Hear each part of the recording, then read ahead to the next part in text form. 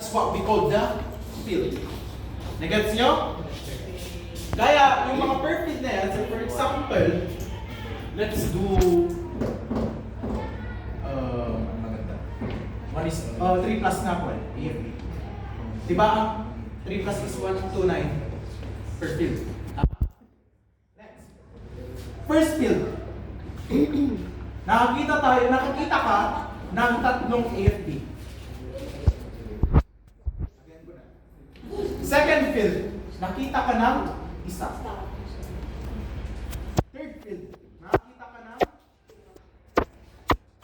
apat. Ito, isa, dalawa, isa. Reporting will be ano? 1:9, diba? Ang 3 plus is 1:9 per field. 1:9 per field. So this will be the reporting of 3 plus. Per field siya, guys. Sir, 1:9 is 2 plus ba yun? 2 plus, sir. Per field? Oh, Per field? What is 3 plus. 3 plus. Per day. 3 plus 1:9 per 1:9, 1:9 Ano yan? per field. Oh, ulitin natin. Per field. Ilan dito? Tatlo. Ilan dito? Isa. Apat. Isa. Dalawa. Isa. Pasok ka sa standard na yan? 3 plus. 3 plus siya. Paano pag ito?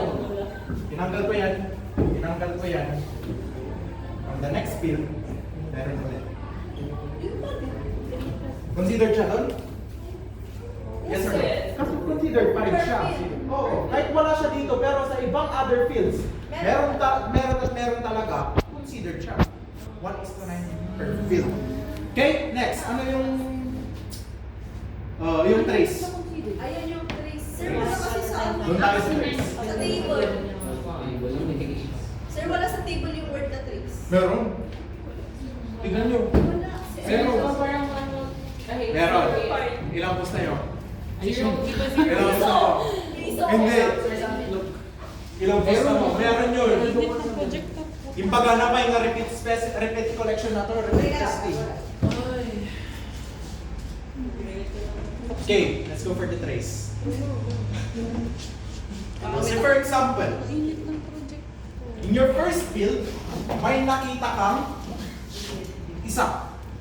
First field. And then, pag-move ka. Hanggang sa move ka, hanggang 20th field, wala ka talaga nakita. Then may nag-move ka ulit, tumitingin-tingin ka na naman. Like ilang pang field na, like sabihin na natin 30th field. May nakita ka na naman isa. Okay? Nag-move ka na naman. Move ka lang ng move ng mga stages until sa 100, may nakita kang isa ulit. Sa standard na trace or hindi? Anong trace? Sir, define trace. Trace, ibig sabihin. Trace. Sinabi natin trace, ibig sabihin. There's can be few. I mean, there is a presence of the bacteria, but still very few. Konti lang. Lahat ng mga subject nyo, minimension ang trace. If there is a presence, but it is considered as negative or sometimes positive. Konti lang siya, as in sobrang konti. For example, ayan, yung trace na yan.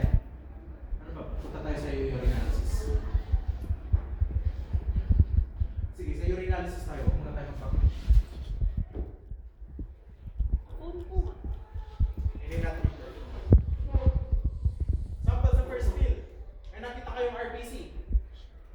Dalawa.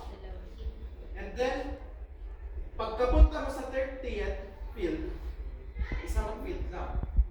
Pero, between the first and 30th, ano yung mga between niya? Second and? Between of the first and 30, ano yan? Second to 29th field. Wala ka daw nakitang RBC. Wala kang nakitang RBC, that will be considered as trace. Okay? There is a presence of the RBC, pero hindi siya considered as significant. Okay? Trace. Pag trace ang reporting mo, basically repeat testing. Ganyan talaga. Hindi lang bakte, lahat ng mga specimen. It should be repeated. Para malaman nyo na confirm ba talaga siya or may RBC or wala. Okay? Next, ano po yung reporting standard?